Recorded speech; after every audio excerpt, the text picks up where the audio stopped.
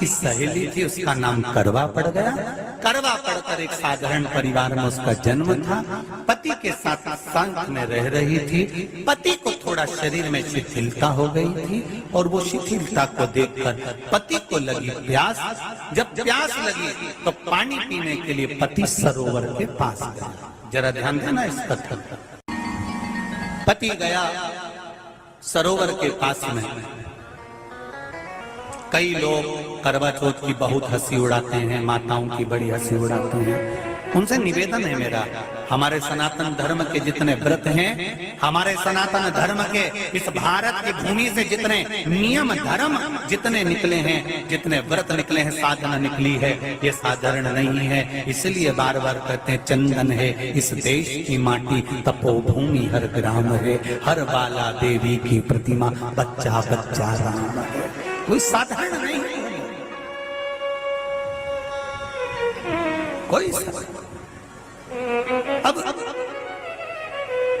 पार्वती जी की वो सहेली का नाम जन्म लेते लेते लेते लेते एक बार करवा पड़ गया। पति थोड़ा सा शिथिल था, शरीर में थोड़ा रोग हो गया था। पानी पीने के लिए सरोवर पर गया। सरोवर में जैसे पानी पीने के लिए गया, एक मगर ने उस पति का पांव पकड़ लिया। करवा पार्वती जी की सखी थी, जन्म लिया मृत्यु लोक में, नाम करवा पड़ गया। करवा चतुर्थी का व्रत करने से अखंड सौभाग्य हो जाता है। मात्र पार्वती जी की सहेली का व्रत।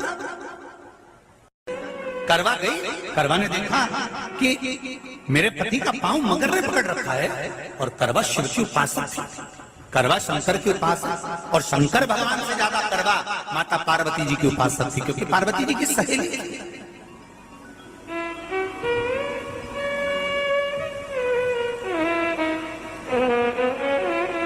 पति का पांव खींच कर मगर पानी में लेकर जा रहा था। करवा आराधना में लगी हुई थी। करवा ने मिट्टी का एक गोल भाग ही बनाया था, जिस पे पार्वती जी का जो नीचे का पीठी का होती है उस पे शिवलिंग रखा था। केवल नीचे का भाग का निर्माण ही करा था, और करवा के कानों में शब्द पड़ गया। करवा के कानों में शब्द पड़ गया, पति के चीखने की आवाज आई। करवा दौड़ पड़ी। ये तो कैलेंडर में छपा हुआ करवा चौथ का फोटो आने लगा, नहीं तो पहले नियम था दीवार पर बनाई जाती थी और वहां पूजन करी जाती थी। कई माताएं जानती होगी यहाँ पर आज भी, पहले दीवार पर बनती थी, पूरा परिवार की सौभाग्यवती नारियां वहां आकर पूजन करती थी एक जगह, फिर बाद में छत पर जाकर करवे का अर्घ दिया करती थी। ये नियम था। अब तो बना बनाया कागज आ जाता, उसको चिपका दो, पूजन कर लो, वो अलग प्रमाण। पर यहाँ करवा मट्टी का भाग का लेपन कर रही थी, और लेपन करते करते बस उस समय पर पति की आवाज आई, छोड़ा। करवा भागी, और शिव आराधना में लगी हुई करवा, पार्वती की आराधना में लगी हुई करवा भाग कर गई।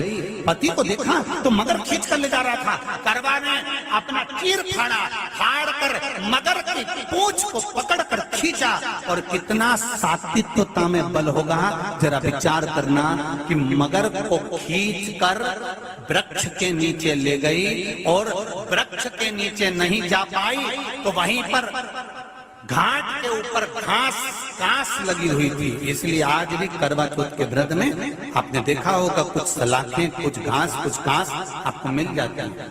उससे एक घास से, मात्र एक घास, एक घास से उसने उस मगर को बांध दिया। मगर हिल नहीं पाया।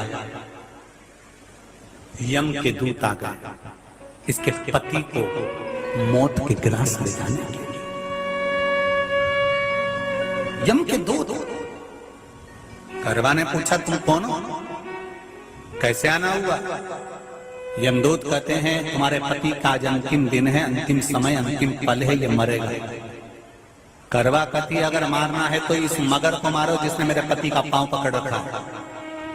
प्राण छोड़ना है तो इस मगर के छोड़िए, मेरे पति के तो प्राण आप ले जा नहीं सकते। करवा हम अपने नियम को नहीं बदल सकते। तेरे पति की अंतिम सांसें हैं, वो मरेगा। मगर को अभी नहीं मरना है, मगर अभी कम से कम 9 महीना और जीवित रहेगा। इसका हमारे पास लेख है। करवा कहती है ऐसा हो। यमदूत खड़े हैं, ले जाने दे नहीं रही।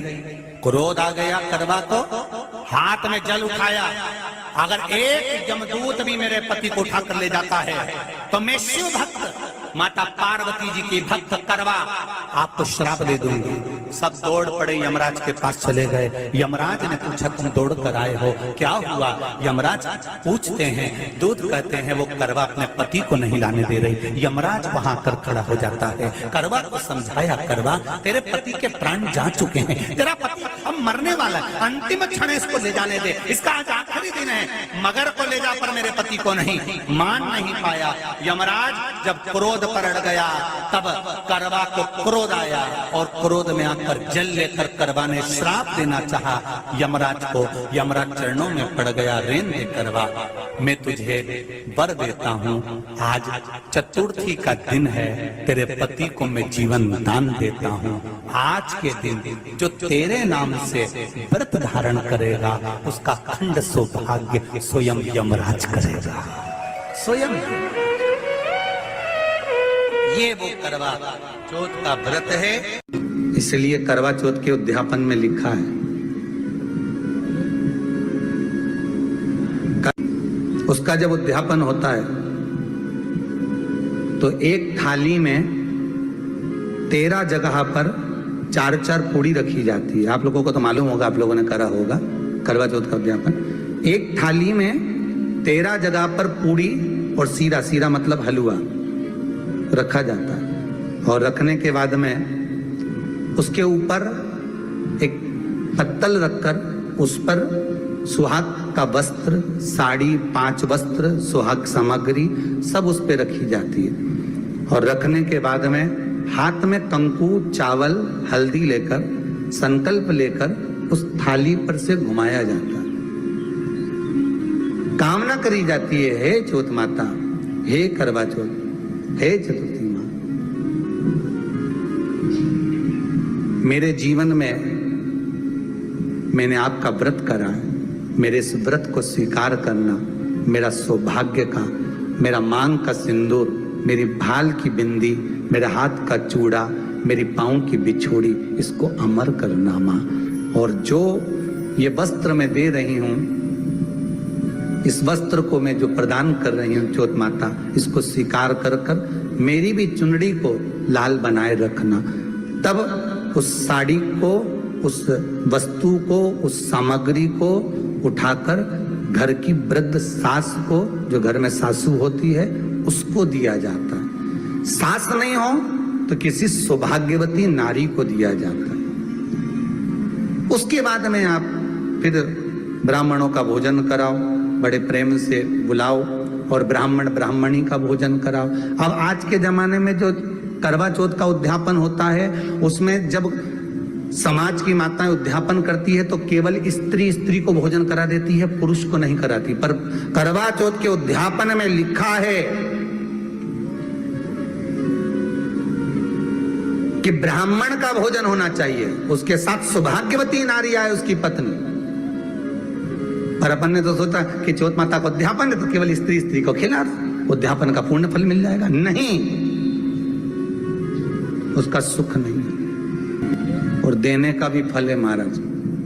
करवा चौथ का उद्यापन करो तो भोजन करने उसको बुलाओ जो अपने घर का हो, उसको उद्यापन में नहीं गिनो।